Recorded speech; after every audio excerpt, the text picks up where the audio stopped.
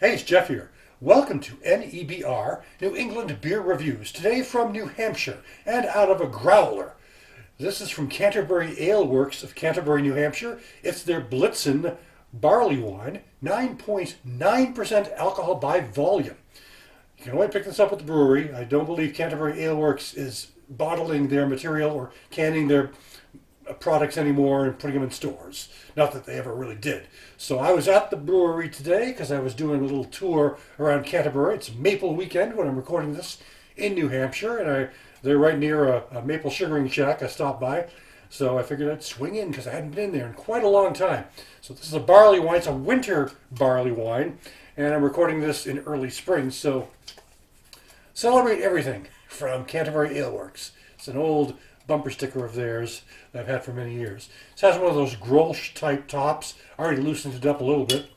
It was just easier because it was kind of a tight one on there. Problem with these growlers though, and I love growlers. This is an old style. I mean, I gotta tell you, Canterbury Aleworks is really old style craft beer brewery because everything about them is very much kind of retro. Let's put it that way. Looks like an Irish pub on the inside. They play Irish music. I was very, very busy when I was there today because other people had the same idea I did and decided to go checking out maple sugar shacks while stopping by this brewery. So let's put this over here and give it a shot. All right. I did not try this one at the brewery, so I'm trying it for the first time. And it tends to look more on the, some barley wines tend to look like amber with a red tone. This one looks more orange, pale orange with an amber tone, with obviously a big head. And again, that always pertains to how I poured it. So, what they're doing, one thing I forgot to mention, they're using Fireball whiskey oak barrels to age this one. Oak aged barrels. So, I don't know how long they aged it for, but that is the background. So, it's a nice looking beer. Nice. I love barley wine, one of my favorite styles. Let's check out the taste. The aroma. Oh, let's talk about the aroma first. Dark fruit, malt character. Definitely a dark fruity sensation. Sort of like berries maybe. Grape perhaps. Red grape maybe. Even green grape. Touch of pear. Touch of apricot. And malt forward. Let's check out the taste. Again, I said it was aged in oak barrels. Not picking up much booze on the nose. Touch of it in the taste, the flavor, I will say. I like it. Wow, it's got some punch. Very malt forward. Barley wines tend to be. So very malt forward, very dark fruit forward. It's 67 IBU, which stands for International Bittering Units. International Bittering Units. I've only had a couple of sips. Sounds like I've had more than one sip. But anyway, so that's kind of high. That's got a lot of bitterness when you think about it. 67 is pretty high. The standard beer usually falls under 20. So there's a bitter character at the end, but it's masked by the fruit character and the wooden barrel character that I'm picking up. I've not had the Fireball whiskey, seen it around a lot, but it's not one I've had, so I don't know if I'm picking up specific characters from that particular whiskey. Body on this is medium to heavy, smooth. The booze, though, is much more notable in the taste than I picked up on the nose. I mean, I'm picking up a little bit of it on the nose because it says 9.9%.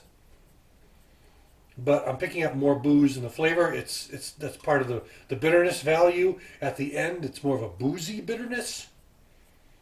Doesn't put me off. I happen to like that style. Some people might say, whoa, that's pretty hot. But I don't think it really is, personally. Serving it around 50 degrees, I'm thinking, somewhere in that ballpark, which is a good temperature for a barley wine. Or any kind of those heavy ABV type beers. Except some of those IPAs, those New England IPAs, those double IPAs, people like to drink those cold.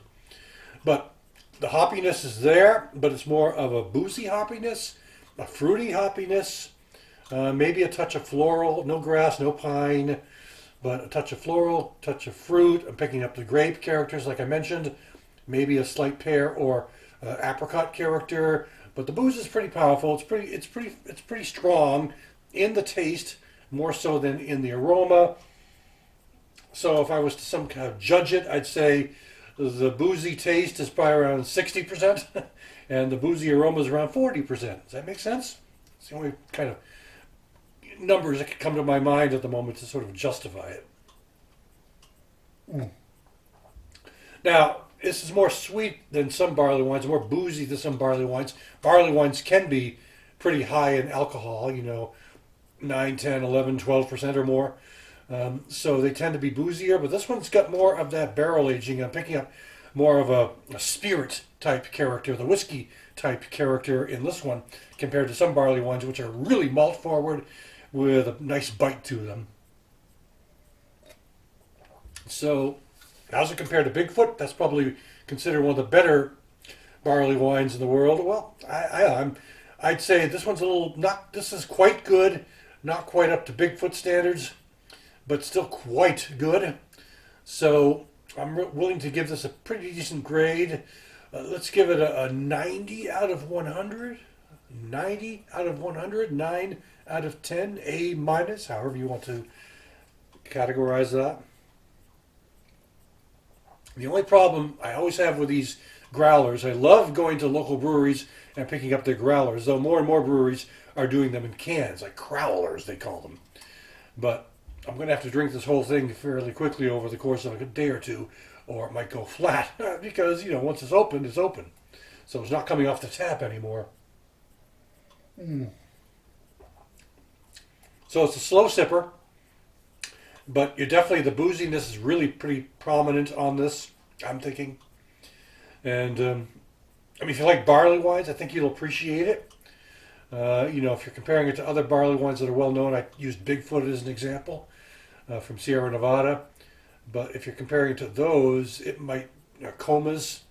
I think this is a little better than the Comas one out of Europe. Personally, I do, even though the Comas one you can get for like $6 or something for a bottle. This in the crowler at the brewery was $16, but 6 of that goes to the actual glass bottle, which you would get it back if I go back to the brewery and turn in the bottle. You'll get the 6 back. So basically $10 for this really nice beer, which to me is a really good bargain considering the style and what you're getting out of it. So I think I've gone on long enough. Been quite the gabber today on this one. But that will do it for now. This is from Canterbury Aleworks out of New Hampshire. No real labels, just the growler label. This is their Blitzen Barleywine. Thanks for watching NEBR. I'll catch you again next time.